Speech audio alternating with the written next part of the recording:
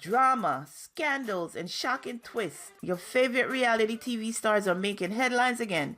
Stay tuned for all the juicy updates you don't want to miss.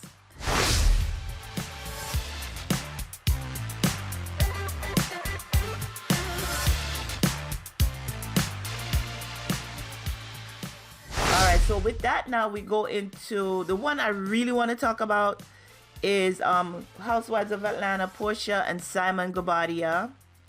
And we're going to read an article because there's so much going on with those two, or with him I should say, that I don't want to say anything that's not true. So I would rather go in and read somebody else's article because they've done the research already. So let's do that. Thank you all for joining the live. Thank you all for coming in. So I'm reading Love B. Scott article, and lovebscott.com says Porsha Williams claims ex Simon Gabadia's attempts to illegally enter U.S. caused his ICE detention. So let's read on. It says Williams' estranged husband Gabadia filed an emergency motion in their ugly divorce, pleading for an important hearing to be pushed due to him being detained by ICE. In Touch Weekly exclusive report. So so the original article came from In Touch. So let me go over there and get that, because it seemed like Love B. Scott is just giving me the cliff notes. So let's go over to In Touch and see the full article. So apparently they've been following it for a while. Where is it? In Touch Weekly. All right. In Touch Weekly magazine. Okay, I see other articles, other stuff. Where is it about Simon? Let me search. They have a search bar. Yep. Simon Gabadia. Okay. Here it is. Okay, they have a whole bunch of articles. Who posted the ex-wife? Okay. Alright, so the latest post from In Touch Weekly says Porsha Williams claims ex-Simon Gabadia's attempts to illegally enter U.S. causes ICE detention. Okay, same headline from Love B. Scott. Real Housewives of Atlanta star Porsha Williams' estranged husband Simon Gabadia filed an emergency motion in their ugly divorce, pleading for an important hearing to be pushed due to him being detained by ICE. In Touch exclusively report. According to court documents obtained by In Touch, Simon's legal team filed the motion on Tuesday, February 25th. I don't understand. What is that thing? Okay. Filed a motion February 25th, days after the businessman was taken into custody by immigration officials. Simon, who's 60, has been trying to become a United States citizen for years. His latest attempt was shut down last month, according to reports. Simon is currently at the Stewart Detention Center in Lumpkin, Georgia, 2 hours outside of Atlanta, his lawyer revealed. Okay, so he does have an attorney. In the motion, Simon's lawyer pleaded for the scheduled hearing where Simon was to fight the enforcement of the prenuptial agreement the exes signed be postponed until he was released from ICE. But are you getting released from ICE, Simon? I don't know. The motion, the thing is, you could be held, from what I understand, ICE could hold you for 90 days while they're doing their investigation. So who knows? He may get out, he may not. But I was also side note, I was also reading another story where a guy who claims that he was born in America, born in Jersey, was detained by ICE, but because he was giving them lip, they sent him to Jamaica. And he don't know Jamaica. He don't know nobody in Jamaica. I'm like, something ain't right about the story, dude. And they held him for 2 years before they let him go. So I don't know. how true that. And you could kind of hear the Jamaican accent beneath everything that he would say. But he was saying that he was born in Jersey. He is a U.S. citizen, and somehow some paperwork got him sent to Jamaica. So I don't know how true that is. But let's continue reading about Simon.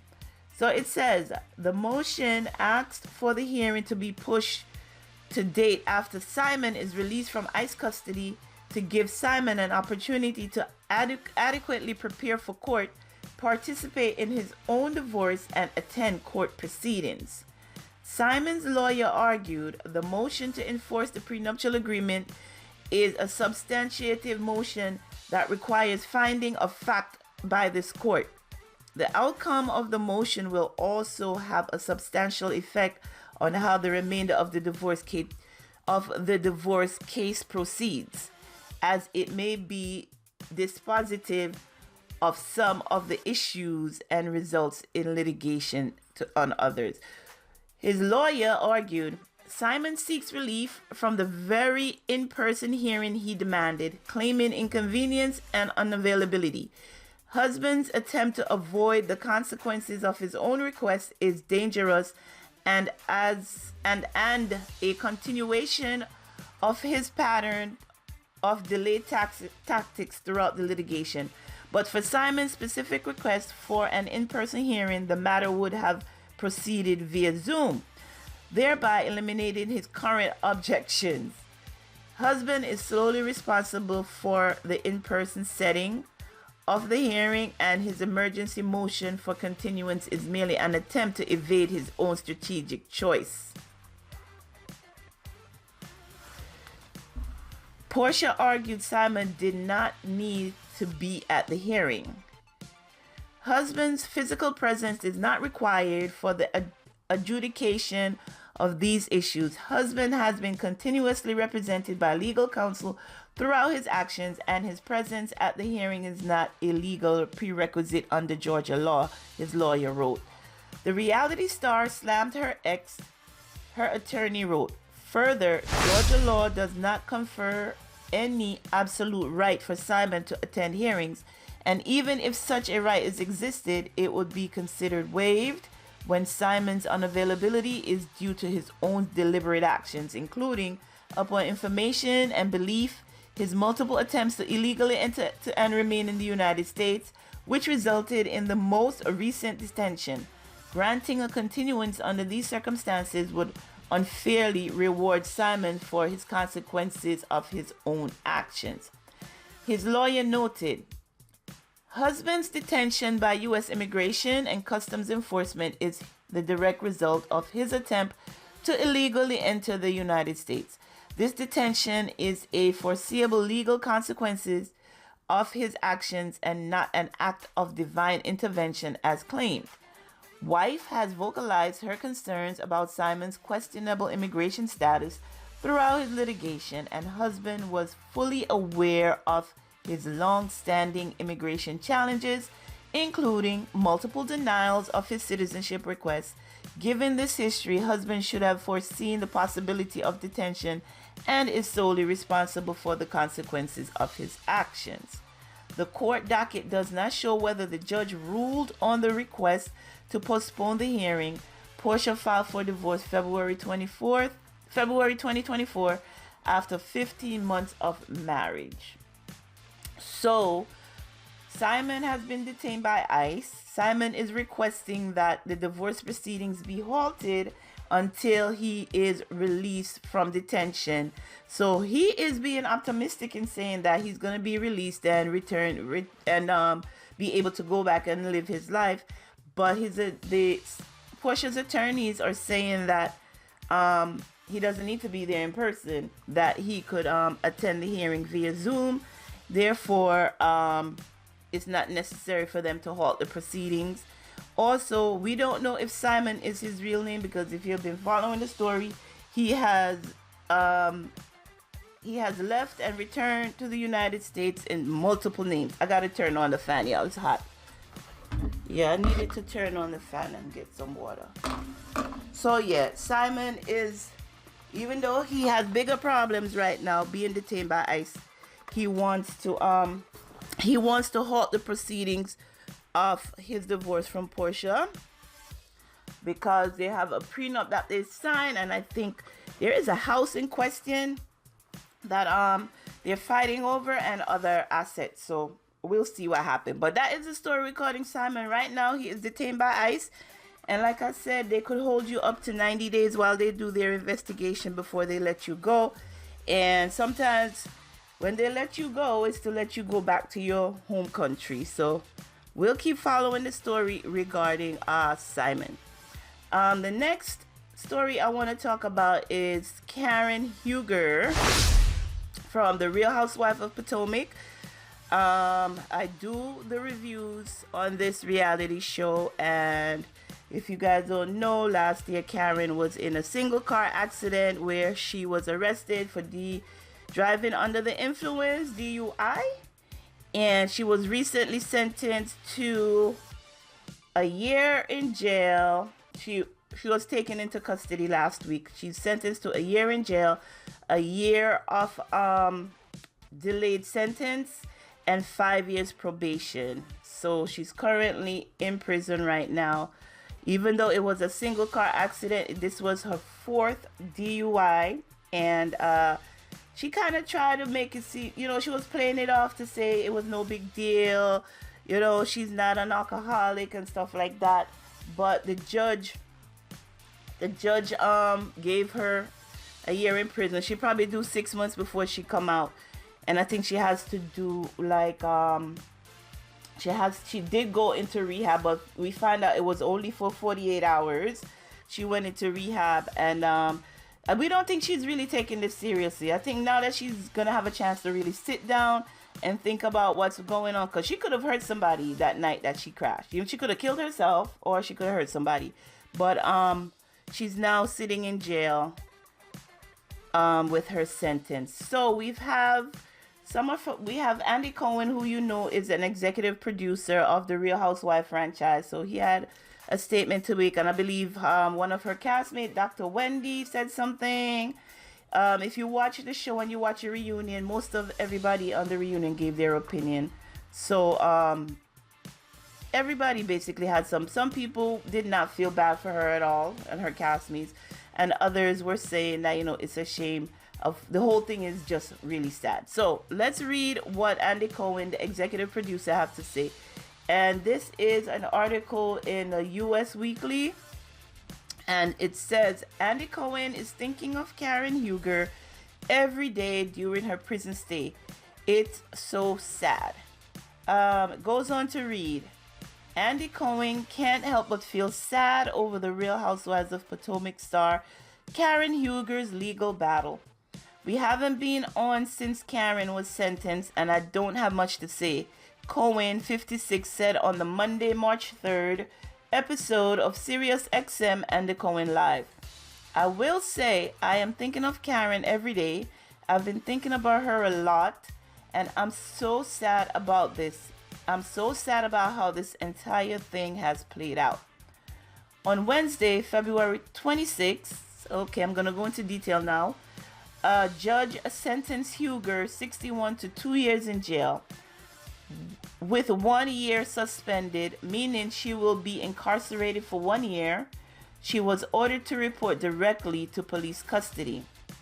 The sentencing came after the Bravo star, known as the Grand Dame of Potomac, was previously charged with a DUI, a DWI, and reckless driving after a March 2024 car accident. She was found guilty on nearly all charges except the count of driving recklessly in December of 2024. Although we are disappointed in the jury's verdict, we of course respect their decision and appreciate the time hearing our case, Huger's lawyer A. Scott Bolden said in a statement to People at the time. We continue to reserve Mrs. Huger's right to an appeal. Why bother? And intend to fully pursue justice on her behalf. We appreciate your support and prayers for Mrs. Huger and her family at this time. I mean, why bother appeal it? By the time the appeal come around, she'll be out. And appealing it is kind of saying that she's not guilty. So why bother appeal? I don't think they should appeal it. While Cohen, I'm continuing to read. While Cohen stated that he is a Karen fan, he made it clear that drunk driving is no joke and was surprised to hear from a Potomac judge that Karen had previous legal troubles involving alcohol. It's so bad so that this was her fourth situation was tough to hear, and I'm not surprised that the judge was not playing, he explained. I'm not surprised at all. And then hearing what I heard on the reunion last night from Giselle, who said that she heard that she was offered a plea and home confinement for 6 months. Oh, she should have taken that. Who were her lawyers that were recommending to go to trial on this when they knew there was body cam footage like that? I mean, it's so sad. Although Huger maintained her innocence throughout filming season 9 of The Real Housewives of Potomac, police body cam footage released after the guilty verdict led some co-stars to question her actions. I always knew she was guilty, co-star Mia Thornton said during the January 26th episode of Watch What Happens Live with Andy Cohen. Sorry I did. It's very, very sad. I really feel like if she would have just owned up to what she did, then we would not know. Huger was noticeably absent from the Real Housewives of Potomac reunion because she enrolled in a recovery program. She addressed the situation in a pre-taped video. And Karen goes on to say, "No, I'm not an alcoholic, let's be clear," she said in a clip that aired during the reunion. "This is very frightening, but I accept full responsibility for everything that went on with my car accident. I don't care about me right now. I care about my family. They are so hurt." Yeah. And that's the end of this article. So yeah, she should have taken the 6 months home confinement with an ankle bracelet.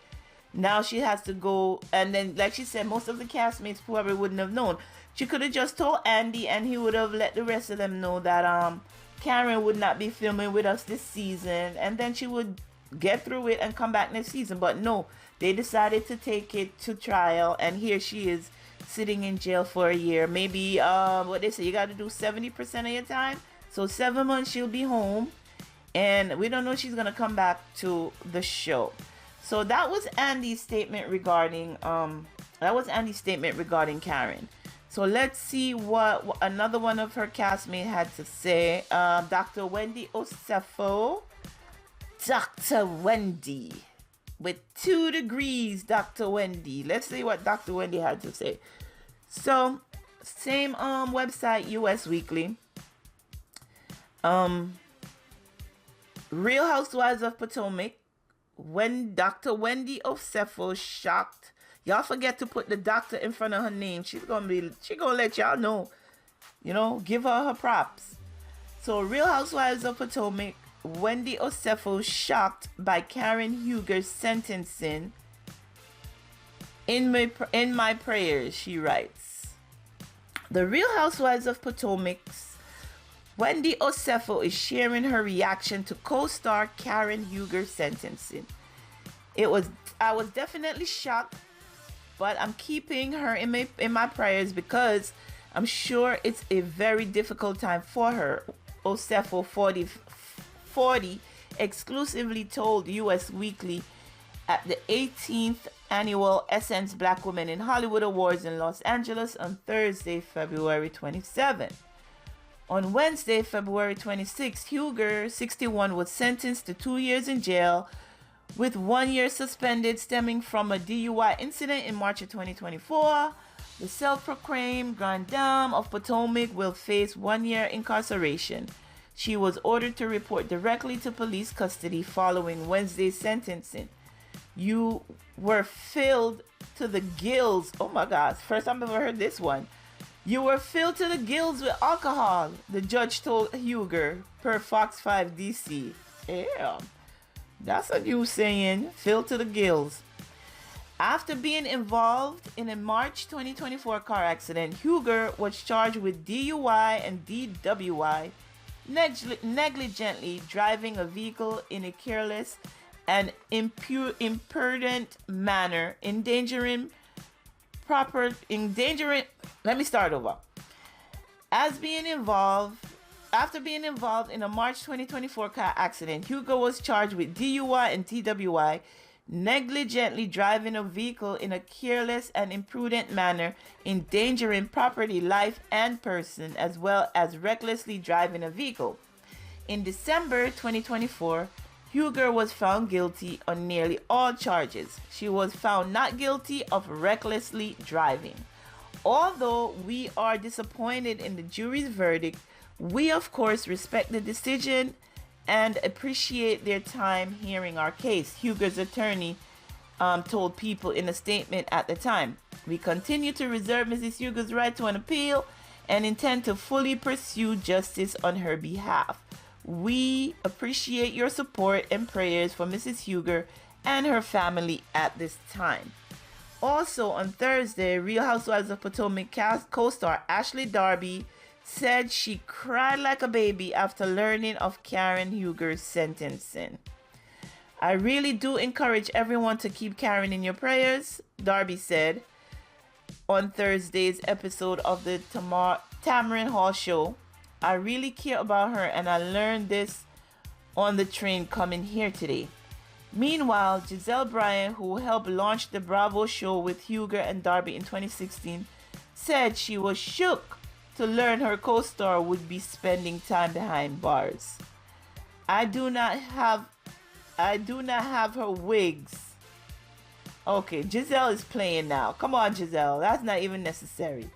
She's like, I do not have her wigs. I am concerned, Bryant 54 said during her Giselle 21 Shady Questions live at City Winery event on Wednesday. In all seriousness, I am concerned for her safety.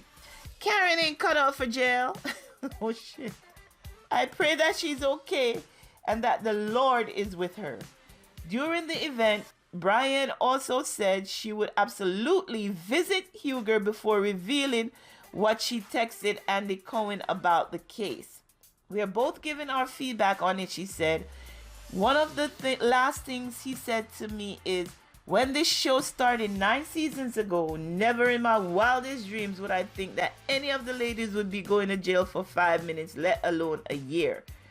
So I guess he's only talking about that franchise because as we know, the other franchise, Real Housewives of Salt Lake City, Jen Shah is currently serving 5-6 years for embezzlement and for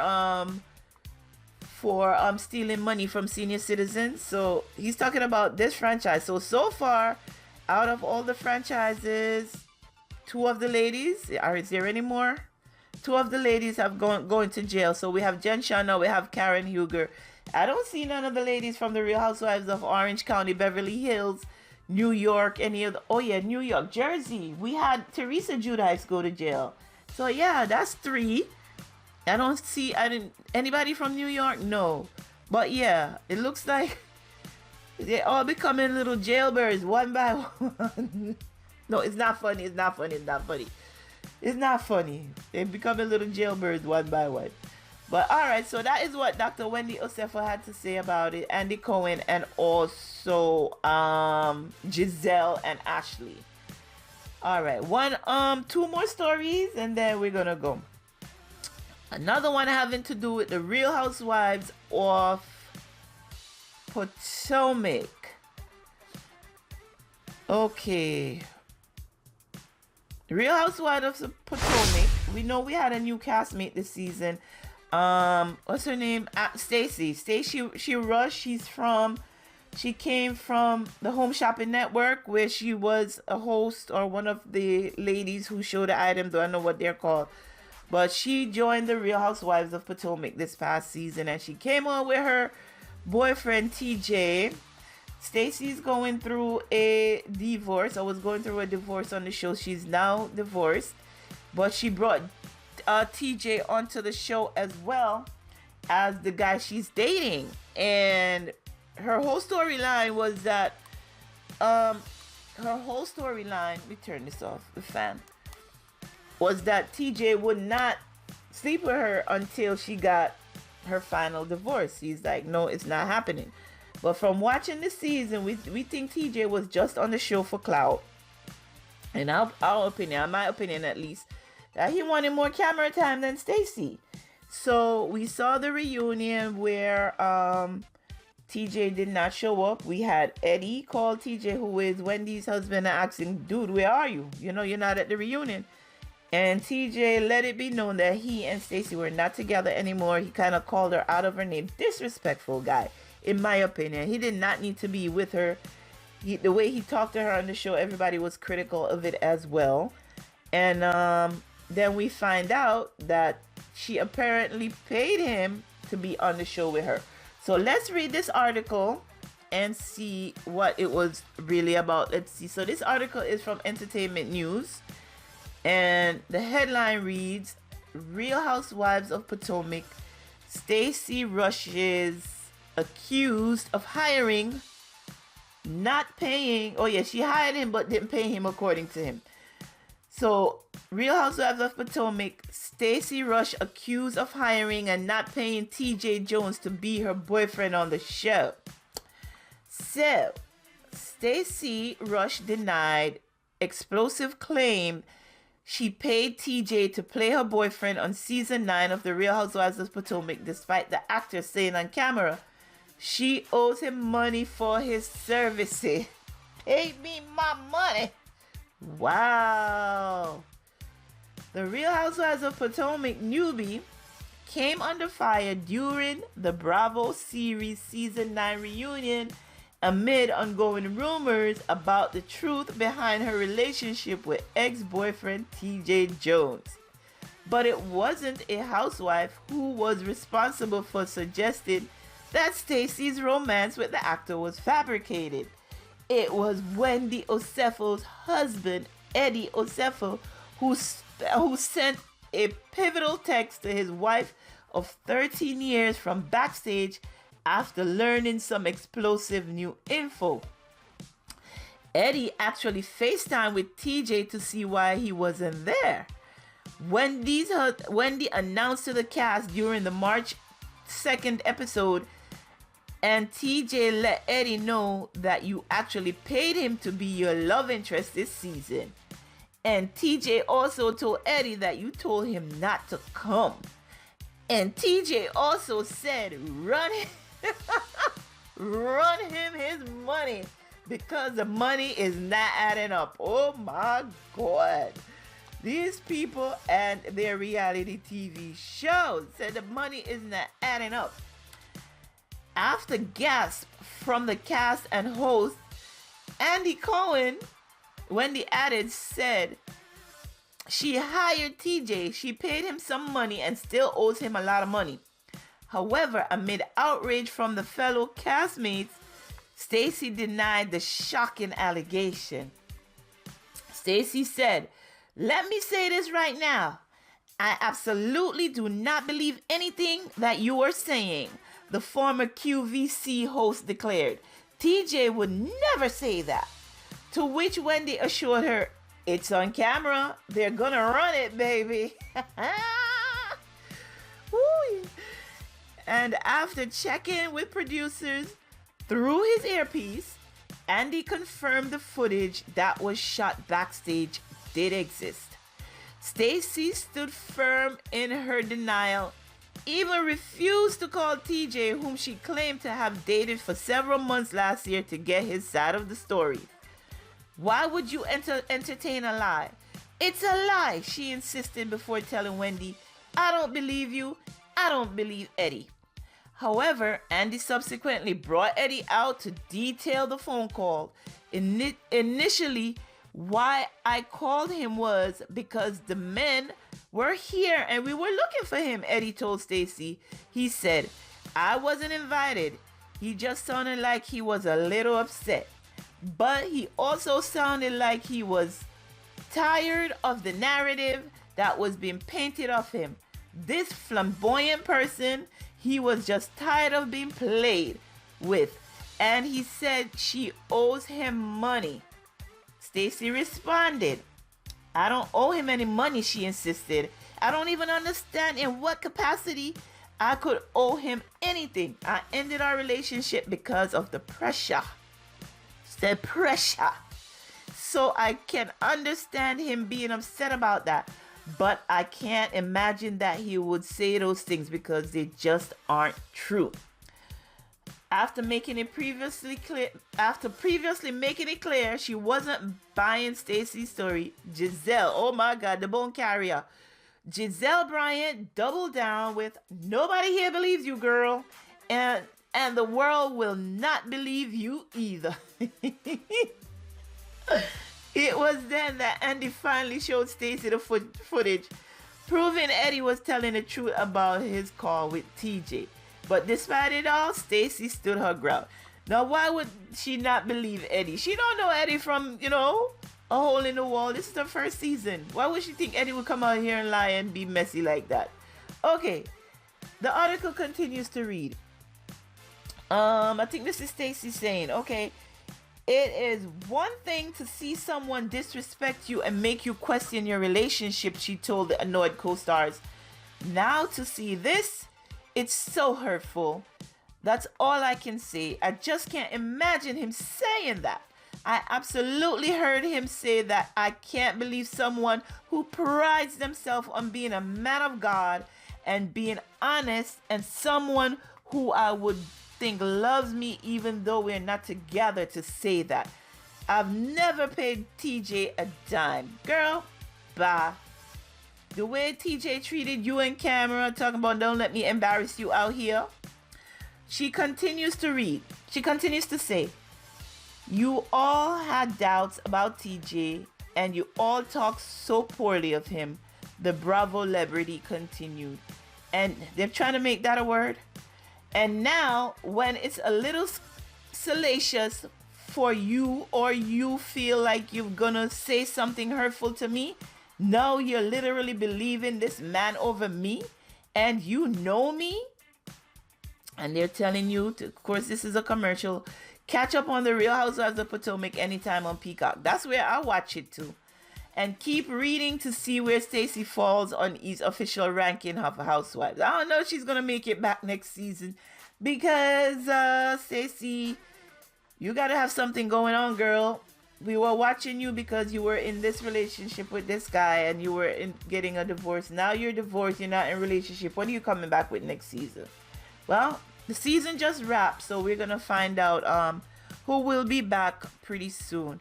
But that is what's going on with the newest castmate on The Real Housewives of Potomac, and also with Karen Huger on The Real Housewives of Potomac.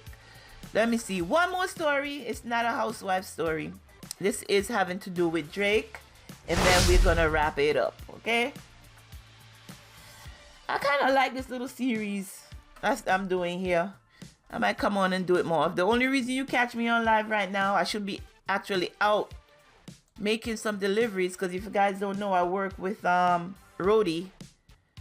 But this morning, I've been sneezing this morning, from last night, sneezing, and the runs that they had so far today, I wasn't liking it.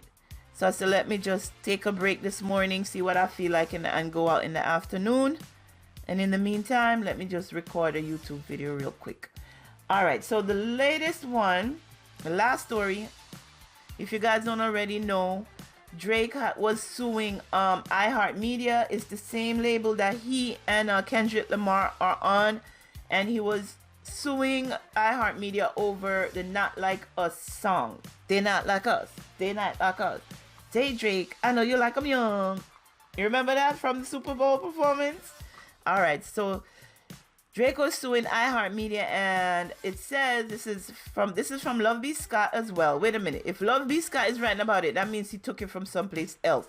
Let me see where he got it from, and then go over there and read it, because they will give more information. Email Friday settlement, the claims on Okay, let me just read this quick one. And if we find it as we're reading, then we head over there. Love B. Scott says Drake reaches settlement with iHeartMedia over Not Like Us dispute. In November, Drake filed a legal petition in Bexar County, Texas, where San Antonio is located, alleging that iHeartMedia had received illegal payments from Universal Music Group to boost radio airplay for Not Like Us. Universal Music Group is a parent record label for both Drake and Kendrick Lamar. The petition, a precursor to a potential lawsuit, has sought depositions for corporate representatives of both companies. In a court document filed Thursday, attorneys for Drake said the rapper and iHeartMedia had reached an amicable resolution of the dispute, but did not offer any information. We are pleased that the parties were able to reach a settlement satisfactory to both sides and have no further comment on this matter, Drake's legal team said in a statement. In an email Friday, iHeartMedia declined to comment on the settlement. The claims against Universal Music Group remain active, and a hearing on a motion by UMG's lawyer to discuss the petition was scheduled to be held Wednesday in San Antonio courtroom, so that's tomorrow. Drake has alleged Universal Music Group engaged in irregular and inappropriate business practices to get radio airplay for Not Like Us. The petition also alleged that UMG knew the song itself as well as its accompanying album art and music video attacked the character of another one of UMG's most prominent artists, Drake, by falsely accusing him of being a offender, engaging in pedophilic acts, harboring SAs, and committing other criminal SAs. Oh, Lord have mercy. I can't say certain words. An email to UMG's representative seeking comment was not immediately answered. In January, Drake filed a defamation lawsuit in federal court in New York City against UMG over what he alleged are false allegations of pedophilia made in Not Like Us. Lamar is not named in the lawsuit. The feud between Drake, a 38-year-old Canadian rapper and singer and 5-time Grammy winner, and Lamar, a 37-year-old Pulitzer Prize winner who headlined the Super Bowl halftime show on February 9th, is among the biggest in hip-hop in recent years. The Federal Communications Commission sent a letter Monday to iHeartMedia's CEO and chairman Robert Pittman saying the commission is looking into whether the audio company is forcing musicians to perform at its May Country Music Festival in Austin for reduced pay in exchange for favorably airplay of their songs on iHeart radio station. We look forward to demonstrating to the commission how performing at iHeart Country Festival or declining to do so has no bearing on our station's airplay. iHeartMedia said in a statement, we do not make any overt or covert agreements about play with artists performing at our events. Okay, so I'm reading this first. As I'm reading this, I'm giving my initial reaction. So for what I'm understanding about this, iHeartRadio is being accused of doing some underhanded practices in order to get their artists played elsewhere, and Drake is calling them out of it. So they came to a settlement with Drake, but they're still not out from under the eyes of the FCC.